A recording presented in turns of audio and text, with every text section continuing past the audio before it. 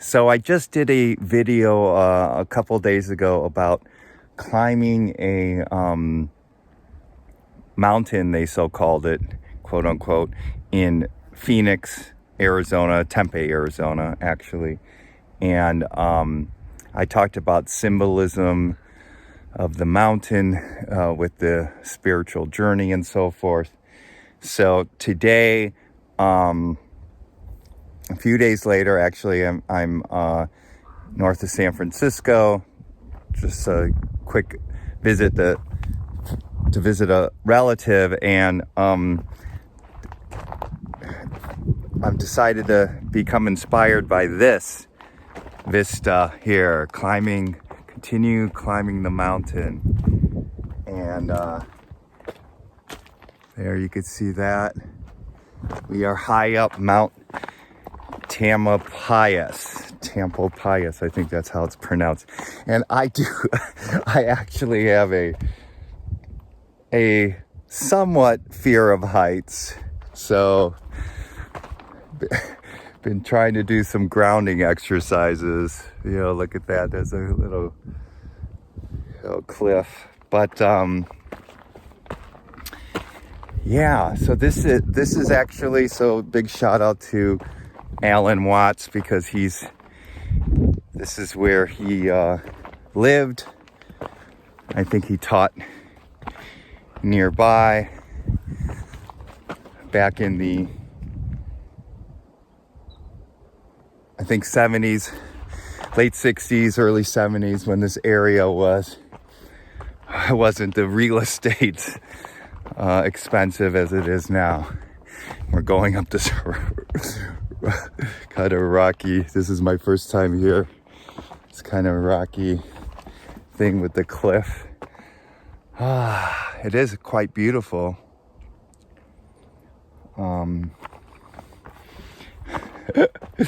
Trying to stay a little closer to the there you go. Yeah, so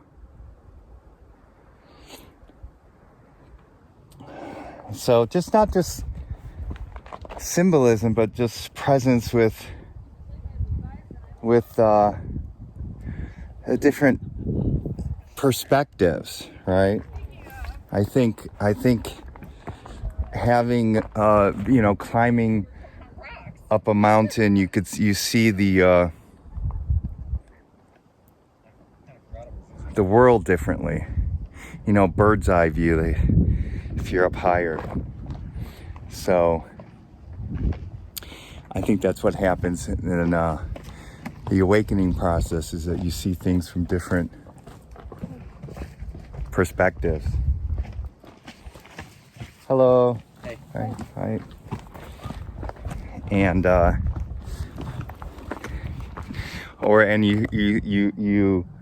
you see it more and more from a true perspective, which is that we are eternal beings, that this is just a beautiful play of form, right? That ultimately there's no birth or death, there's just what is, right? And there's up and down, and there's height and low, and fear of heights for the human experience. I mean, and there's fear. I mean, actually, that's a great. Oh, look at this hawk! Whoa, you see that hawk right there? See that? Here it comes back.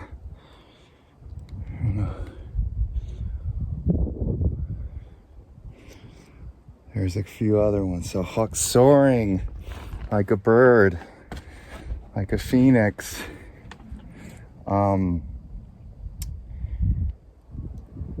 Yeah, that this is just,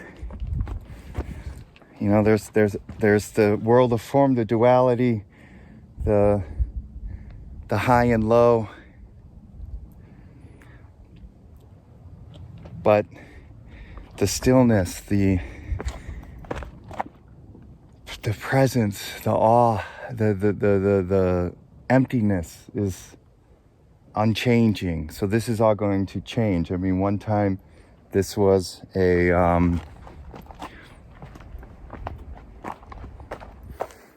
one time this wasn't a mountain or a hill or whatever. Well, they call this mount. This maybe millions and millions of years ago, this was underwater, right? So the change happens. Geological change happens slowly, right? Look at that.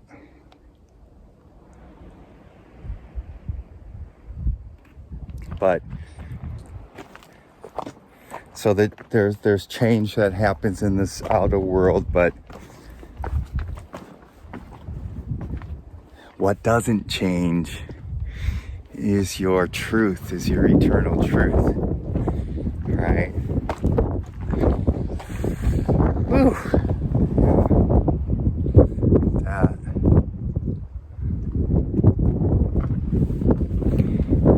So,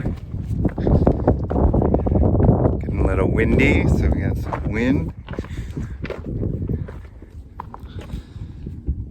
Yeah, so different perspectives. So our perspective changes from the personal I, the ego, and then the awakened perspective is impersonal. Your things aren't as serious. Yet there's beauty. I mean, even the bird chirping, the vista, the scene is very beautiful. Maybe that's another reason why they came out.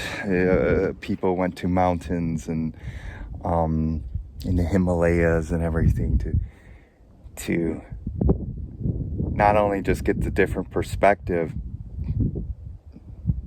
the bird's eye view, or the view of a heaven, right? Heaven metaphorically looking down on the earth. The eternal looking down on the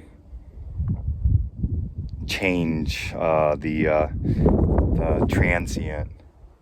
And yet it's all one. It's all part of the same eternal truth, the now. Yeah, so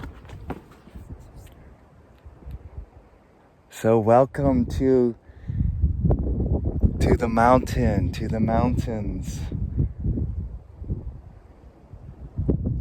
of your eternal self. Welcome home, right? So they come up to the mountains and they would meditate, maybe feel metaphorically closer to God. Maybe the physicality can be important, can be helpful, but at the end of the day, it doesn't matter. You could be in a city, a busy city. You could be in a small village. You could be in the most mundane setting. You could be on the moon.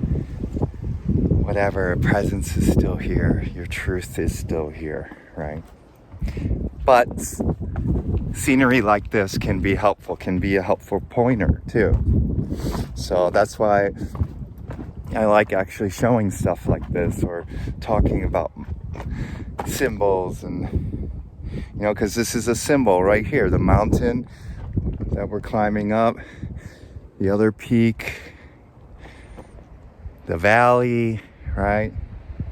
The valley, the water, the ocean. See the ocean? The ocean is way over there. I don't know if you could see it right there. That's actually the ocean. It's part of the bay, the sea level. So these are all symbols of our experience in the world of form. So it can be helpful to use them, right? And rocks, Rocks, there's a lot of rocks. Rocks are symbols and a conflict in people throwing rocks at you, or you feel the boulder and the boulders of life mowing you down the path. This is a trail, so this path is a symbol, right? This is a symbol of the path, because we are, if you're seekers out there, you're on a path, you're on a path, and then when you awaken, you realize it's the pathless path, right? Because it's right here, it's here, presence is here. But for whatever reason, for many of us, we need to go on a path, right? We need to go on a path before we realize that we don't need the path. So it's sort of this, I don't know, paradox. This is a city down there. I think it's Mill Valley right there. So people, other eternal beings, other eternal souls, having their dream experience, right? And they could look up to this mountain on a daily basis, and maybe something resonates with them on a archetypal level, but maybe some people just like it beautiful. But I'm sure there are plenty people who barely even notice this anymore, right? Because once they move in here, because they're caught in the mind, they're caught in the busyness of society, the busyness of the ego, right? So it's like the lighthouse, like a lighthouse, like this mountain could be a lighthouse, right? It's just beaming, a lighthouse for enlightenment, and it keeps on shining its light. And yet our minds the ego is so, it doesn't notice the light. It's too busy, right? So if you think about it, everything in existence can be a lighthouse, right? The rock, the lamppost in the city, a garbage bin in the city, a bird, a sidewalk, a laughing grandma, a child skipping in a playground, a tennis shoes, thrown onto what do you call it? Wires, right? They could all be anything in the now moment can be a lighthouse. Dirty dishes,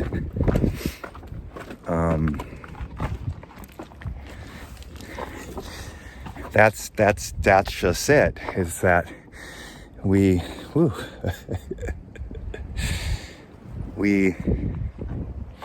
the mundane, we forget the mundane is as sacred as this, right? This vista, the beauty, right? Dirty dishes is just as sacred as a rose, right? But the mind judges and has, because of the world of form, it has preferences. This is more beautiful, this is ugly, this has more meaning, this doesn't have meaning. But it all has meaning. Because everything is God. Everything is sacred. Everything is the Alpha and the Omega, or beyond the Alpha and Omega. There is no beginning. There is no end. It's eternal, right? But that's what we're working with. We're working with the dishes are meaningful and the rose is meaningful, right? The beautiful forest and the valleys and the hills, they have resonance with us on an archetypal level, our deeper level, right? Than do dirty dishes, right? There's no poems about dirty dishes. There's no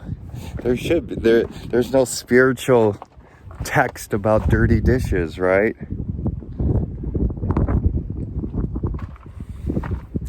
The Tao, chapter 80. Ooh, I think I'm going in the right direction.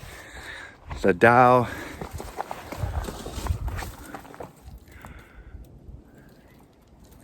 I don't know. The Tao, chapter 87 or 80 or 90, whatever. The dirty dishes is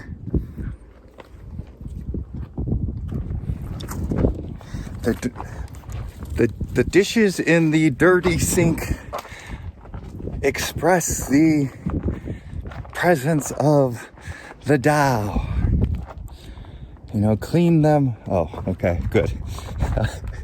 I almost went the wrong way. Yeah, I was wondering, there's no way I'm going to get through that.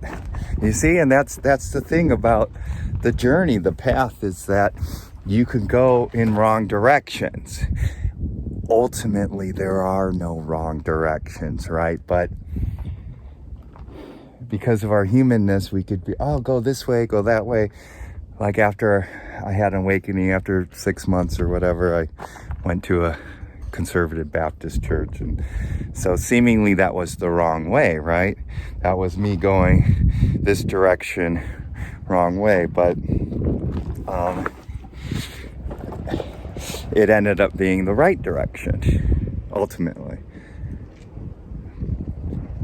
So there's no direction. So if you're going in a wrong direction, if you feel like you're struggling or you're going through a path that isn't taking you where you think you should be going, there's a higher truth, so that your true essence knows what it's doing, knows where it's taking you. So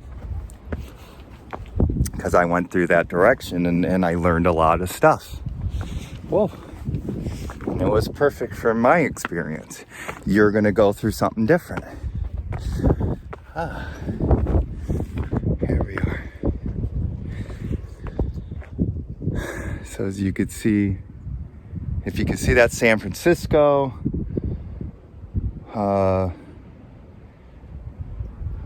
way over there is Oakland.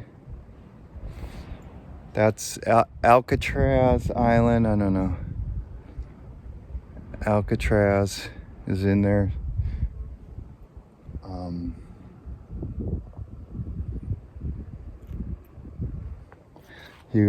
I don't know if you could see it on the film, but the part of the Golden Gate Bridge is showing.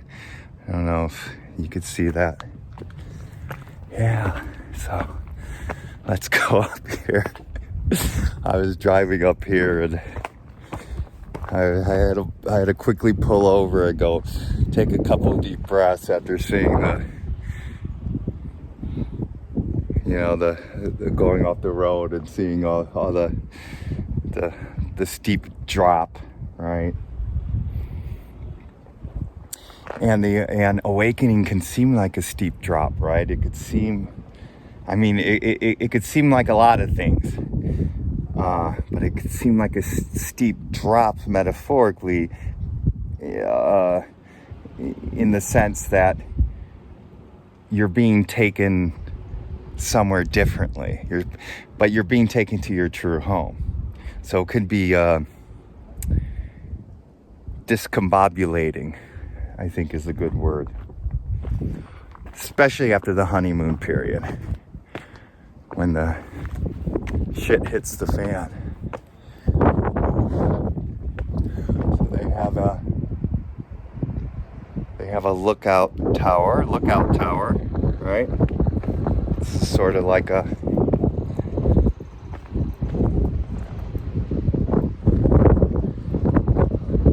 lighthouse, let's say. I mean, it's not a lighthouse, but it's a lookout tower. Yeah, and it's perfect, actually, lookout tower, because you're looking out. This is actually a great metaphor for what a lot of seekers are doing, right? You're looking out, right? You're looking for that enlightenment object, right? You're looking for the thing that is going to awaken you. You're looking outward, right? You're looking.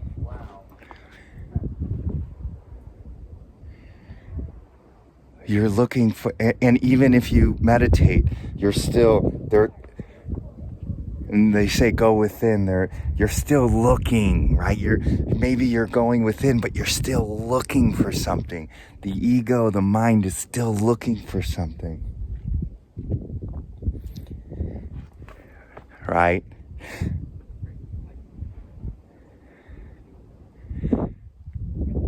But when you stop looking, when you give up the look, the seeking, and just be, and just, you aren't looking out anymore, and then you settle in and presence, your truth, the truth emerges. It's now looking. Your true self is now looking.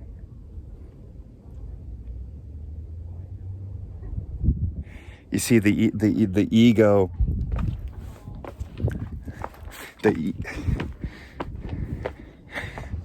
so the ego and truth, especially in the beginning, can't the ego's blocking truth. But as it does, the years after you awaken, just want to clarify this, as you're continuing and integrating and processing the pain bodies, and you heal them, and the shadow work you do to heal that, and your personality, your semblance of an ego still still is a part of this world, and your truth, because you could become a present zombie, right? And I definitely have gone through those type of phases where I'm just present and I'm just a zombie, and just like you have no juice. You're not integrated well. So then the ego, it doesn't really become an issue anymore after a while. Now, if you have a big pain bodies and stuff like, I recommend healing them. Otherwise, you're going to be you've had awakenings, but you're not you're sort of half-baked. Does that make any sense? You're half-baked, right? You could be awakened for 20 years and still if you're getting triggered every day by life and what's going on in the world, and some not nice things are going on in the world. There's war in the Ukraine, and it's terrible there. And I pray for them to stop it, and My heart goes out to the Ukrainians and those Russians who don't want this war. And but there's also deep acceptance in what's going on, right?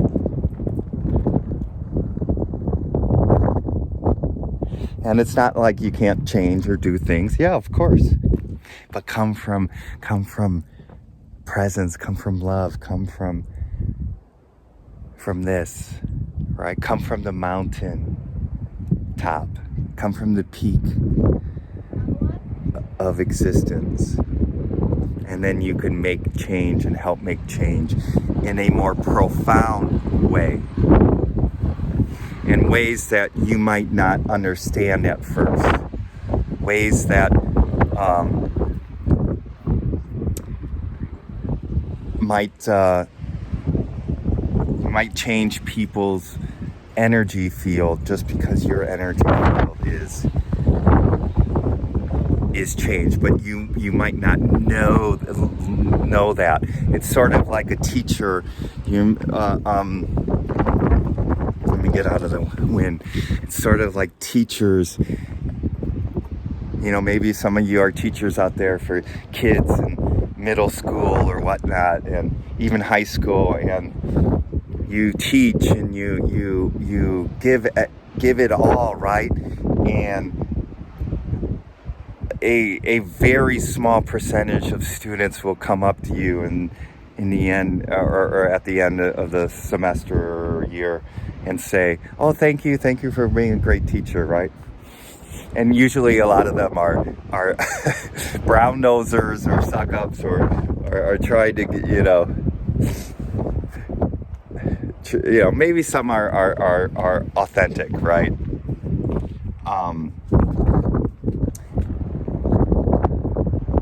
But maybe 5, 10, 20 years later, a student will go back to that teacher and say, because after they learned some lessons, after they matured, and they go back to that teacher and they say, oh God, I just wanted to say you were a great teacher. You really changed my life at that time. And I'm now thanking you, right? So it's sort of like that. You can go just share your presence, share the unconditional love, share the peace during war, and you don't know what your effect is going to be. So that maybe 3 years, 5 years, 10 years, maybe somebody who you helped or somebody who you just meditated with, they might come up to you and say, oh, thank you for what you did to me, right? And in the end, you really don't. It doesn't affect your, because it's nice, but it's not like if nobody does it. I'm just trying to cup from the wind. It's not like you need that anymore. Your ego doesn't need that, right? So there's grumpy teachers out there saying, these kids are so ungrateful. They never say thank you. Right? So I'll say thank you, teachers, to all the great teachers out there. Not the teachers who teach how to live in society in the world of form, mathematics, science, history, language skills, whatever. Thank you. You do contribute. And thank you to all the spiritual teachers out there. So, thank you. But you don't. It gets to a point where you don't need the ego. The ego demands recognition, right? Recognition. But after you awaken and after a while, you're like, oh, okay, it doesn't matter. Like when you know, people who are changed by Eckhart Tolle, and I have been, and I say thank you to, I've said I did a thank you video for him recently. Thank you, Eckhart Tolle. Appreciate it. And he's like, okay, cool. Yeah, you're welcome. But it's not like his sense of self needs that validation, right?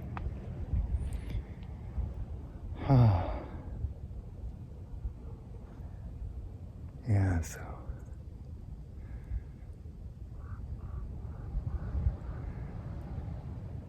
Yeah, so we could just be. Let's just be for a couple of minutes. Right?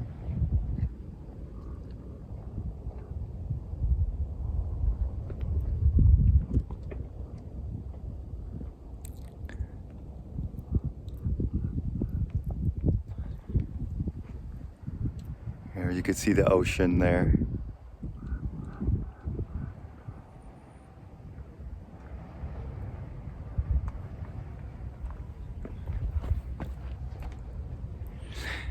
You see in the symbols, they have different meanings at different times or in different ways. Like the mountain in biblical times, and I don't know, the Himalayas are important. The metaphor, the peak of consciousness, peak of enlightenment.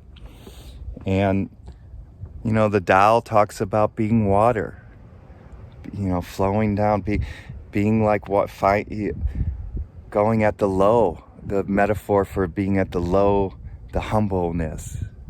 Everything, all rivers, right? All rivers go into the ocean. And then the symbols of waves in the ocean, right? We are all waves in the ocean. And in a sense, we are all mountains in a mountain range of existence, right? We are all mountains. We are all part of the earth, metaphorically as the eternal earth, right? And some mountains are bigger than others, some mountains are smaller, some look scraggly, some look smooth. Our humanness, we're all different. We look different, we act differently, different personalities. But the essence behind this costume, this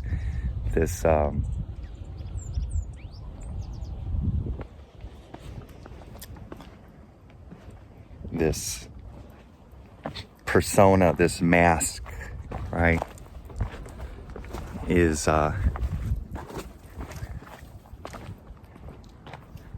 same. The essence, our true eternal self. Oh, I'm gonna go over here. Yeah, so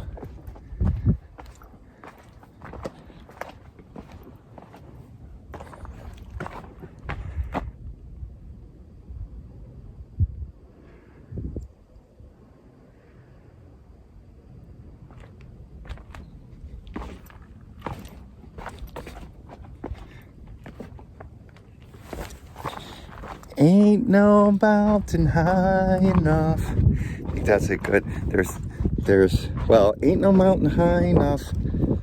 I guess the word should be ain't no mountain higher than this. There's nothing after enlightenment, after the awakening, after knowing presence. There's nothing else. It's the end game. There's nothing, no belief system, no understanding, no nothing after this. It's because it is nothingness. It's the emptiness. It's the silence. There's nothing else after that. There's more form. There's more. And who knows what's going to happen after this incarnation, right?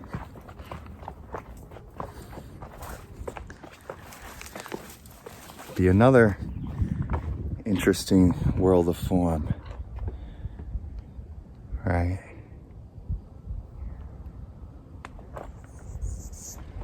Or not, I don't know.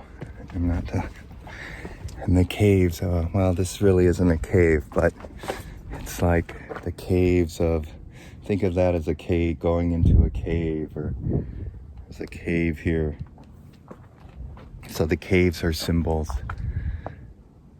for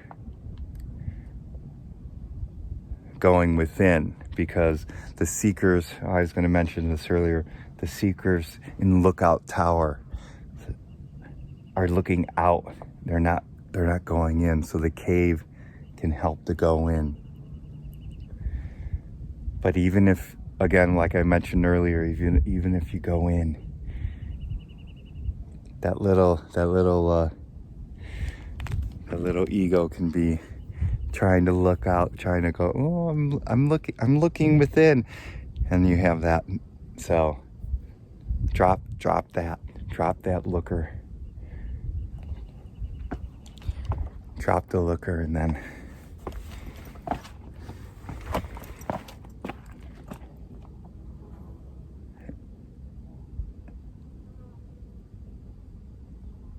then this is revealed, right?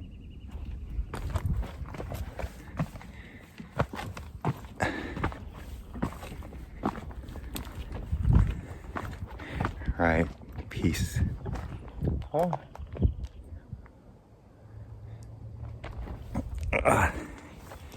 We'll go over this way. Oh, all right. I think this is going to be the end of the endless end of this hike. But we'll go up here. But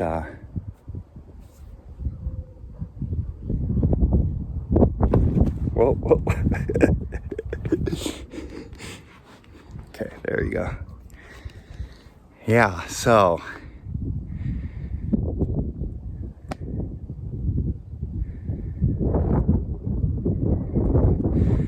there's no mountain to climb.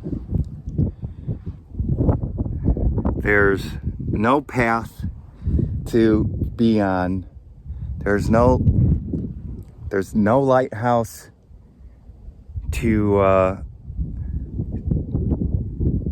take us there, right? There's no river that takes us to the ocean, right? And yet there is, right? Because of the world of form. So it's like this, they take us to right to the edge, and then we stop looking. We stop walking the path. We stop being a wave, actually, too. Or thinking that we're a wave or a river going to the ocean. We just stop and be with no agenda, no ego saying how this should be, right? Because the ego is and has been helpful for building cities. And within the cities, ego, there's different interpretations for how society should be, right? And that's why, and we've gotten to this point without blowing ourselves up, and hopefully we don't blow ourselves up with this Russian Ukraine situation. We created these nuclear weapons, the nuclear power plants, and these things that can have make terrible damage to our world, to this beautiful, peaceful world. So, but the ego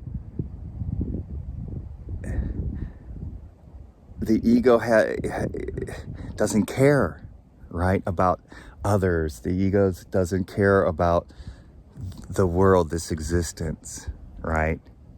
Well, it cares about being powerful in this existence, right? It cares about being respected or being feared and whatnot. But it doesn't care about unconditional love. It doesn't care about beauty, right? So this is why it's important, and this is why one of the reasons I do these videos is to share presence, share awakening, so that we can move to the next level of our existence, evolve more conscious, more awakened beings, so that our cities in the future, there's the cities, are going to be very different than they are right now, right? Our lives in the future are going to be very different, because we're going to be coming from unconditional love, from acceptance, from caring, from seeing the sacredness in everybody, right? Creating a new earth, as Eckhart Tolle calls it. So this is it. And this is it. This is it, and this is it. And this is all that there is. This is it. So, thanks for watching, and until we meet again next time in the